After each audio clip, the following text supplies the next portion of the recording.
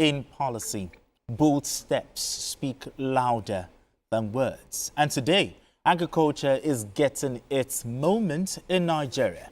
In what is described as Nigeria's largest agriculture mechanization drive, President Bola Tinubu has launched the deployment of 2,000 tractors across the country under the Renewed Hope Agricultural Mechanization Program. President Tinubu said this initiative is part of efforts to boost food security, support smallholder farmers, and improve Nigeria's mechanization rates. Now let's hear from the President. As governors, whatever you have procured, we're also going to do more. This equipment, when deployed, to empower mechanization and service providers, create job opportunities, make farmers easy and more sexy to our younger. Экономику нашей братской страны. Initiative of His Excellency President of Nigeria aimed at enhancing food security of his country is timely and strategic. Its implementation will definitely bring positive impact on economy of our brotherly country. Farmers are known to be interested in farming without drudgery. The equipment we have here today will definitely reduce drudgery among farmers and increase productivity. Where we are supposed to have maybe 2 tons per hectare, these equipments here are capable of supporting farmers to attain double that particular level. I mean, the President said he wants agriculture to be sexy. Yeah, I don't know why. He got to me though. But anyway, the President has launched 2,000 tractors to boost agric mechanization. But in your opinion, what specific gap in Nigeria's agric sector is this mechanization, aiming to fix? 2 things. One, it will move us to the modern age because majority of our farmers are still based in the rural areas and they don't have access to mechanized farming. There are some big farmers, that have access to mechanized farming. But the majority of the farmers are not those big farmers, but the average Nigerian who every day go to farm and try to do their business. So this will assist because now the state can organize these farmers in cooperatives and then do a lot of things for them collectively, planning of things and other things that you need to do that you don't need to hire laborers or put a lot of effort. Mechanization makes it easier. So we'll be able to bring a lot of our farmers into the modern age. You remember that there was a time that to boost agriculture, there was a particular government that distributed wheelbarrows and all that. Yes. That was the level that we were operating at that time. So the mechanization will be able to bring a lot of the farmers into the modern age. That is one.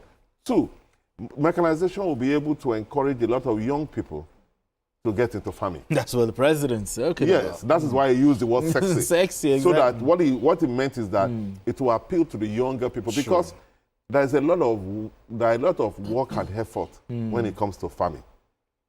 It's a lot of effort. And a lot of our young people are used to technology doing things for them. Absolutely. They open their phones, they can do a lot of things with it. Sometimes they don't need to go to the bank, they can do all their transfer on their phones. So if you want to encourage people like that into farming, you must take away the tedious part of that and bring technology and bring technology to it. So it's easier for them to be encouraged to get into it. Those are the 2 things that I think we tend to achieve with it. I mean, beautiful. I need you to also comment on that. But also, there's this particular part I need you to look at. I mean, how is this new initiative different from past agricultural mechanization efforts that has been done way back? Is it just going to be same of the same, or this was going to be different? Well, some governors are already keying into it. But I know governors of Borno State and Jigawa, they spend billions of naira trying to see how they can introduce mechanized farming. Okay. So this one is quite different because we are now seeing what the government is saying that they want to do. They said they are going to do mechanized farming. Nigerians are now seeing tractors on ground. Exactly. So the next phase should be this distribution, how to deploy this, very key, these tractors to the 777 local governments. 774. And ensure that the local governments key into it, not just carrying this thing and putting it in the office there and leave it there and say, okay, anytime we want to, or some politicians divert now want to cut another tip after the president has already done that. You understand? So by now, local governments that are involved should start looking at where are they going to move these tractors into so that they can employ the youth. Mayor said something, technology. There's nothing as more fascinating as technology for the youth now. I've seen farming outside Nigeria where they use drones. Drones, yeah. Drones, yes. So I want to believe that will be part of this whole arrangement. I also saw what Governor Yebanji in Ekiti State also doing, we're bringing the youths there, even do DSTV, where the farm settlement. That's a settlement, exactly, farm settlement, to attract them. That is it. So if it's going to be part of it, it would entice, so many youths, to go into farming, not just about saying they want to do cryptocurrency and all that, So farming will be more... And get scammed at the end of the day. Of course. So this is quite different because we are now seeing things on ground. True. And so it is now left for the minister to start pushing these things because there's nothing as good as having food security. Because we are talking about this is targeted towards the wet season farming. Okay.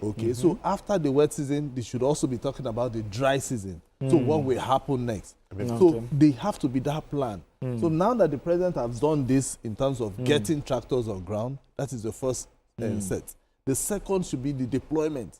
Where are they deploying to? I heard they are sending about 200 containers to Lagos. Where will it be going to? We need to see all those things documented and let Nigerians begin to see which farm is it going to go to? How many hectares of land are they going to cultivate? Yes. What are they going to plant? So those are the things that Nigerians need to see so that at the end of the day, we are not importing food. We will be the ones to even export net export of exactly. Asuko raised a very, very important one. How will this 2,000 tractors be distributed?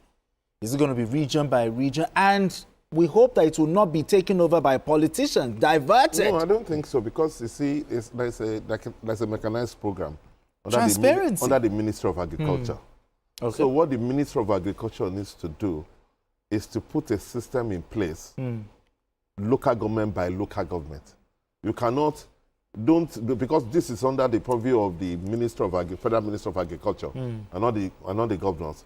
They will work with the governors, the Minister of Agriculture in each state. Okay. But basically, I expect them to put a structure in place to be able to now put this thing on ground in each local government. And the best way to go about it in each local government is to encourage these farmers to go into cooperatives.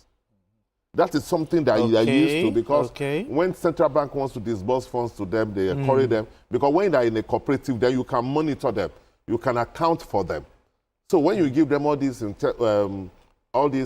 tractors and other things that you need to do to achieve the mechanized farming, you cannot do it on individual by individual basis, because that won't work. So you have to put these farmers into cooperatives so that the major, for example, now if the tractor is in this local government, there will be a schedule for the tractor, how you are going to move farm by farm. You understand? Because the cooperatives, they will be close to each other. Everybody will know their needs. Then the coordinating person will be able to know that these are the things, these are the implements we are going to give you, these are the seedlings we are going to give you. And then they now monitor them. Apart from that, governments should also do a follow-up by making sure that they assist them when they have these yields, so that there can be storage facility. Because major problem that our farmers have is that when they harvest, there's no storage facility. So most of it is end up as perished goods, and because it's time bound. So storage facility must put in place. There must be better security in all these farms, so that the people can get to those farms. Because if you put all these mechanized implements on ground, and the people storage cannot access, and the people cannot access their farm, you won't achieve your goal. Or if people cannot have storage facilities to be able to do that, then after that, there must also be ways of moving it from storage to the market, so that they can get value for whatever they are doing. Mayor has raised a very beautiful point here, because as beautiful as this initiative is, without power, without good roads, and without storage, because we are trying to meet food security now. If we don't get these 3 factors right, it may not be achieved. What should the government do to make sure that this matters? No, so these factors are addressed. You said something about farm settlement. Yes. So for now, for this to work, every farm settlement in all the local governments should be able to have good roads. Must have good roads. So that means the state government should make sure that the roads leading to the farms, those farms are good. Or accessible roads. Accessible roads, exactly. You understand? You know, and then there's light.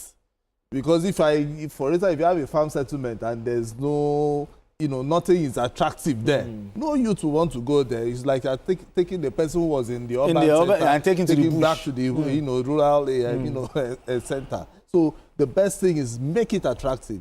And I think one of the things that I didn't add here is this whole arrangement, apart from how it was before, there is spare parts for these tractors. Yes, because there's somebody that is in charge. Because somebody is in charge. Is the manufacturers that are now and here. then training facilities. And training how to also... Exactly. When once anything spoils there, there's a spare part for it, and then somebody is fixing it.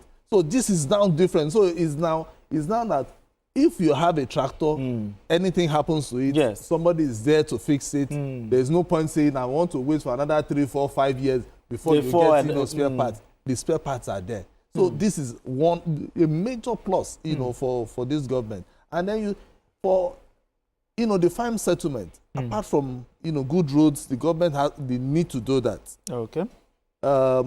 Electricity, because some farms, if not all, require power. Absolutely. For storage, for a lot of things. And even water. Exactly. If you are doing fish farming alone, all you these need lots of water. You need water. You need lots of it. And so you cannot say you want to look for stream, because sometimes you need to change the water and all that. So you need to pump water. So you need electricity. Even though we are now talking about green energy using solar, powered, but government can also, fund stuff like that. But the thing is, power is necessary, accessible road is necessary, and now that the tractors are there, we do not want to hear a situation whereby in the next couple of years, we'll say some of the tractors have been found in another place, So we need accountability. Diversion. Accountability is key here. I want you to also chime in on that, what he said. Do you think the government should create a support system for training these farmers and technicians? No, when it comes there's a consultant. The tractor user that the president introduced as somebody that went to the same school with him. The same school with him is the consultant for the project. It is their idea. They are the ones that supplied all those things. And part of the things they came was that they're going to be training in Belarus for people to be able to run the program. And the person has been involved one time or the other in agricultural things in other parts of Africa. So they have experience anyway. So what is just important is for a proper structure to be in place and things to be done properly. If that is done, using farm settlements for the younger people, and then the ordinary farmer that goes to farm from his home, they put them in cooperatives. I think we should be able to get there. Beautiful, beautiful, beautiful one coming from my analyst right here.